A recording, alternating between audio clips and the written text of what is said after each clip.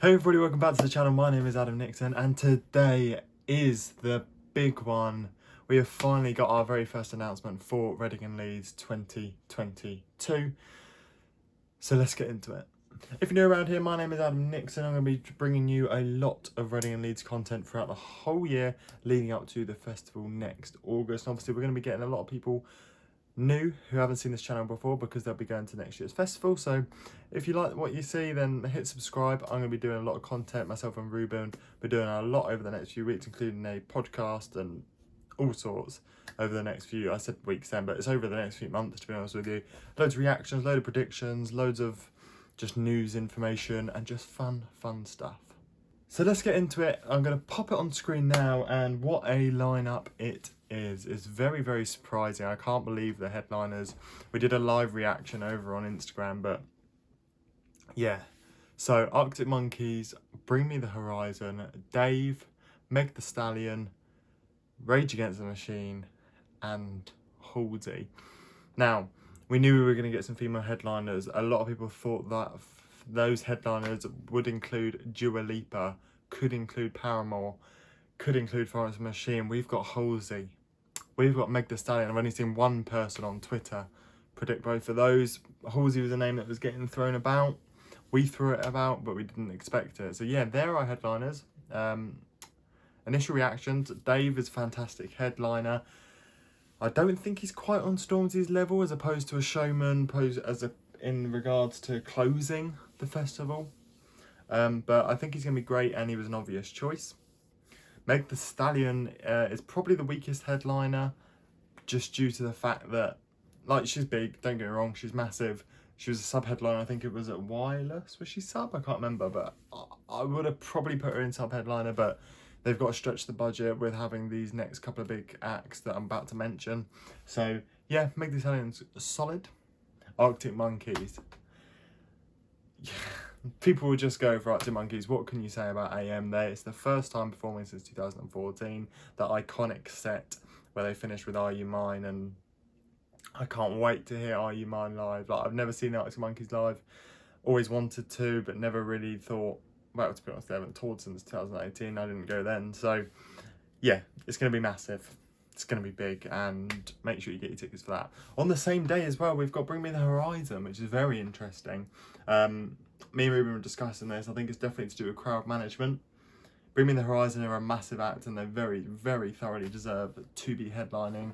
They're almost getting a little bit more pop, and die-hard Bring Me fans will not be happy with me saying that, but they are, and they're getting very mainstream, and they're getting very popular. And I'm here for that, because the really heavy stuff I can't quite vibe with just yet. I'm getting there. I'm slowly creeping the door to heavier stuff. But yeah, I'm really happy with Bring Me the Horizon. I'll definitely be seeing them, albeit on the edge, because I'm going to be definitely running to go and see Arctic Monkeys. Rage Against the Machine, they had to be back, didn't they? Since they got pulled in 2020, that was their big act in 2020. Everyone was happy that Rage Against the Machine was going to be there. They had to be back at some point after 2020 not going ahead, and it is 2021. So the fact that they've pulled off Arctic Monkeys, Rage Against the Machine, and Bring Me the Horizon in the same year is pretty incredible, especially for people, if you like that sort of music. God, people are happy, aren't they? So yeah, Rage Against the Machine is a great booking and a great legend act. It's nice to say that they're keeping down their roots of the legend act, like really legend as an older. Obviously, it would be Arctic Monkeys, but now it's now they're just kind of a, wow, we've got Arctic Monkeys. And then finally, we've got Halsey. Very interesting choice, but a very good choice in my opinion. Having a quick look at some of her songs, and you forget how many songs she's got. And I think Halsey's going to be a great addition to Reading and Leeds. It's going to be better than the sets we've had from like Mabel and Dua Lipa. I know they haven't been headliners, but I think that's going to be a better set, and it's going to be good. And I think people should take their chance on that. So yeah, I'm very happy with Halsey, and I'm very happy with the headliners. Let's go on to what sub-headliners we're getting announced. But yeah, it's pretty crazy. Okay, so in regards to sub-headliners, I'm going to be looking this way because I forget them, but we've got Polo G, Little Sims, Glass Animals, Wolf Alice, Fontaines DC, Enter Shikari, Run the Jewels, Moanskin, and Bastille. Now, where do we begin with that? Let's start at the top. Polo G and Little Sims. Polo G is a name that a lot of people have been talking about ever since he's kind of rose at that level, with songs like Hate the Other Side, which had Juice WRLD and the Kid Laroi in it, and just Prodigy's really taken over in that sort of, you know, that American rap sort of style. Always going to probably be there at some point. Sub-headliner behind Dave is a big call. Yeah, be interested to see what he's like, but he's got a very high booking. Little Sims, what a superstar she is. She's really taken over this world, and she's earned herself a very nice slot on that lineup in that sub-headliner position, or the second sub-headliner behind Dave, and I think it's thoroughly deserved, and I think it's about time that she's probably playing these bigger slots. I mean, I think she got given a slot, it might not have gone ahead, but it was Truck Festival, and I know she got a slot. I think she was like headlining the second stage or something, so she definitely deserves this opportunity, and I'm definitely going to be listening to more music of hers as the time goes on, because I must admit I've kind of been living under a rock when it comes to Little Sims. Glass Animals, you know what, wouldn't have been bothered until I watched some of their sets the other day, and wow, they look incredible live. So Glass Animals, really look out for them. I know everyone's listening to Heat Waves, but Tokyo Drifting and so many different songs they've got are good, and they're going to be a very good sub-headliner in my eyes, and I'm really looking forward to Glass Animals. Really looking forward to them. Wolf Alice and Fontaines DC, they're both going to be some favourites, aren't they? Fontaines DC are very popular, and a lot of people weren't happy that they weren't there at 2021. Wolf Alice, they had a great set in 2021, and they thoroughly deserve to probably be boosted up slightly one more and boosted up into that proper, you know, the one before Arctic Monkeys, and what a gig that is. So that's a really big privilege for Wolf Alice, and I bet they're absolutely buzzing. But yeah, they're really good, and one that I'd definitely recommend listening to, because if you can get in that set singing the words to Wolf Alice, you won't be disappointed, because they're absolutely phenomenal, and I really like Wolf Alice, so that's good for them. And Fontaines DC, again, not a band that I know loads about. I know a lot of people rate them very highly, so it'll be a band that I definitely get listening to over these next few months. Obviously I've heard of them loads and all the lead up to 2021, but with them not being at 2021, I didn't really need to get myself proper like into them, but by the looks of it, it deserves a sub-headliner slot. Enter Shikari, apparently phenomenal live. They're Reading and Leeds' favourite, aren't they? Because there was that year, was it 2018 or 19? They played about 7 sets over the weekend. So yeah, that's a big booking for Enter Shikari to get that probably sub-headliner slot behind Bring Me. They might chuck in someone else, but at the moment they're on that day, and they only one announced, so it could be her. So it could be them, or it could be someone goes in front of them, but yeah, and Shikari is a great shout. Rage Against the Machine's day, you've got Run the Jewels. You can't have a day of Rage Against the Machine without Run the Jewels. They've just been announced for a Rock-on Scene in France as well. Rock-on Scene, however it's pronounced. Måneskin, this is the one I'm not sure about. I'm not sure if they should be a sub-headliner.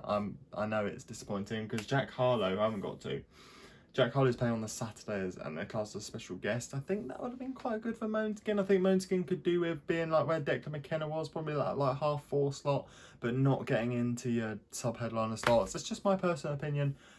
I think they're great, and I think they've got some amazing songs, and their growth from the X Factor and from Eurovision or whatever they've done is crazy, but I just don't think it should be quite that high. But they're always bound to play, I think.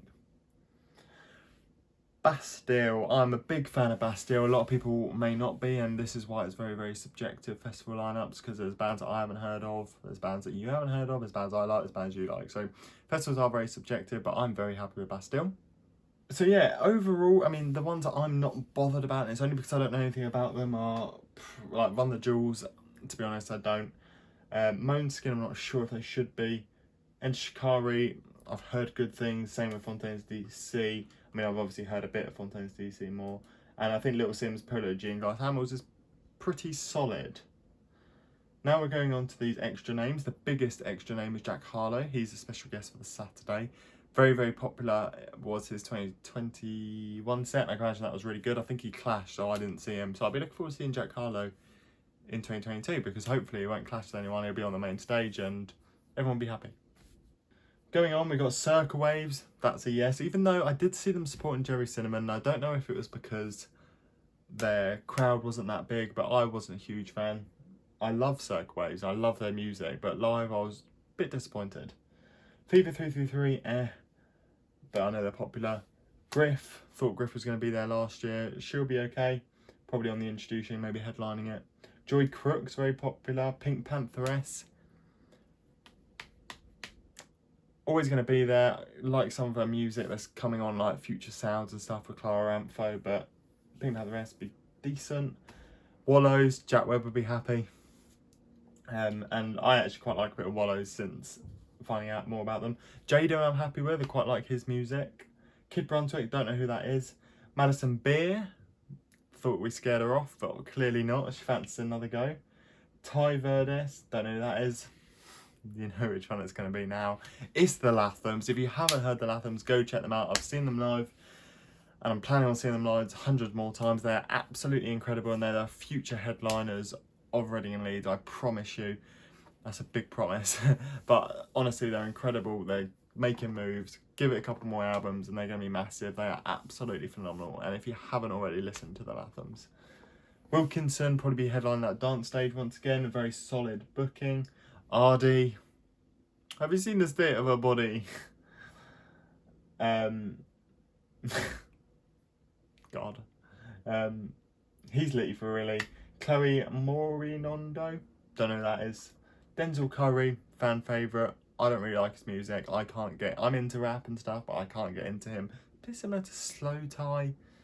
I can't just get into it. I try to, there's so much there and I just can't get into it. Hybrid Minds, probably headline that dance stage. And Pale Waves, again, another popular one.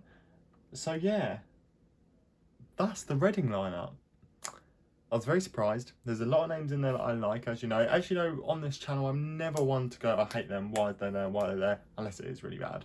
But I'll always be open to listening to everybody, and I'm very happy to listen to everybody.